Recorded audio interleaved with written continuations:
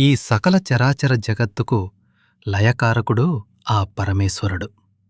భక్తుల పాలిట పెన్నిది భోళా శంకరుడెకన ఆ త్రినేత్రుడు లింగోద్భవం చెందిన పవిత్ర దినమే మహాశివరాత్రి. మనసా వాచా ఆ పరమేశ్వరుడిని స్మరిస్తూ జాగరణలో దైవ సన్నిధిని అనుభూతి చెందడమే ఈ పండగ పరమార్థం. శివయ్యకు భక్తులంటే ప్రీతి, భక్తులకు శివుడంటే నమమ్మకం. అందుకే హరహర మహాదేవా అంటూ భక్తులు రోజూ స్తుతిస్తూ నిత్య శివరాత్రి జరుపుకొంటారు. ఆ లయకారుడిని ఎన్నిసార్లు స్తుతించినా తనివితీరదంటూ ప్రతి మాసానికి ఒక్కో శివరాత్రి పేరుతో ఆరాధిస్తుంటారు. వీటన్నింటిలో అత్యంత విశిష్టమైనదిగా భావించే ఈ మహాశివరాత్రి ఫిబ్రవరి 15 ప్రత్యేకత ఏమిటి? ఈ పర్వదినాన ఏ నియమాలు ఆచరిస్తే ఎలాంటి పుణ్యఫలం దక్కుతుందనే విషయాలను ప్రముఖ ముఖ ఆధ్యాత్మికవేత్త, పంచాంగకర్త బ్రహ్మశ్రీ చిలకమర్తి ప్రభాకర చక్రవర్తి శర్మ వివరించారు. ఆదివారం రోజున మహాశివరాత్రి రావడం ఎంతో విశేషం. అఘము అంటే పాపం, మాఘం అంటే పాపాలను నశింపజేసేదని అర్థం. అలాంటి మాఘమాసంలో సూర్యారాధన ఎంతో విశేషమైనది. సూర్య సంబంధిత ఆదివారం రోజు మాఘమాసంలో మహాశివరాత్రి రావడం విశేషం. సూర్యుడికి రుద్రుడు అధిదేవత అని, అలాంటి మాఘపు ఆదివారం మహాశివరాత్రి సందర్భంగా సూర్యారాధన, శివారాధన కలిపి ఆచరించటం వల్ల పాపాలు తొలగుతాయని విశ్వాసం. ఏ నియమాలు ఆచరించాలి?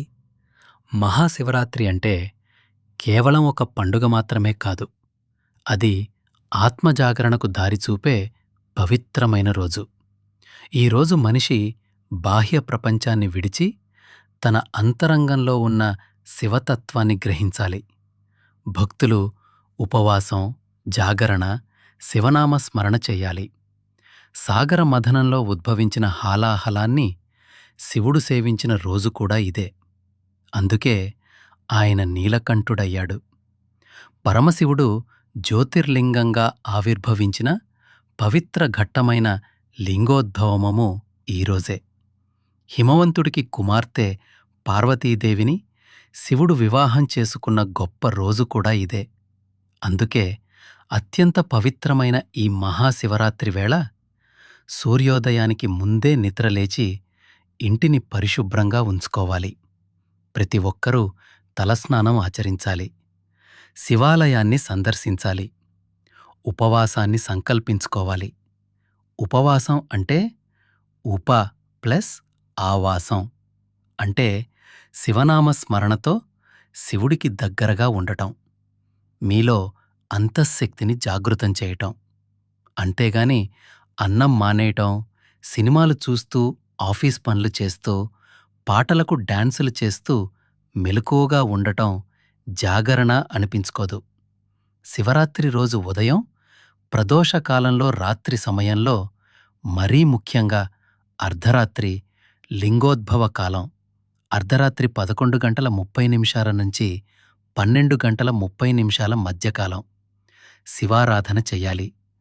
విష్ణుః అలంకార ప్రియః శివః అభిషేక ప్రియః అని శాస్త్రం.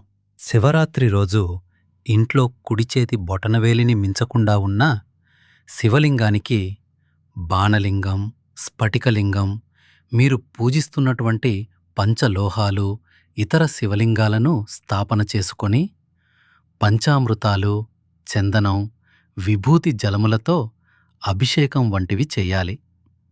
బిల్వ దళాలతో అర్చించాలి. దోష నివారణలు, ఫలితాలు. ఆదివారం మహాశివరాత్రి రావటం వల్ల ఈరోజు శివారాధన చేసిన వారికి అనారోగ్య సమస్యలు తొలగుతాయి. పితృదేవతలు తరిస్తారు. శివారాధన వల్ల ఆరోగ్యం, ఆయుష్షు, యశస్సు, కీర్తి, విజయాలు దక్కుతాయి. నవగ్రహాలకు నాయకుడైనటువంటి రవి సంబంధం ఉండటంతో సూర్యారాధన, శివారాధన చేసిన వారికి శత్రుపీడ, గ్రహ బాధలు తొలగి శుభాలు కలుగుతాయి. ఈ శివరాత్రి రోజున ఉపవాసం, జాగరణ, ఓం నమఃశివాయ మంత్రజపం, రుద్రాభిషేకం, బిల్వార్చనతో పాటు దానం వంటివి చేస్తే పాపాలు తొలగి ఆరోగ్యం, ఐశ్వర్యం, సంతాన సౌఖ్యం, మానసిక ప్రశాంతత,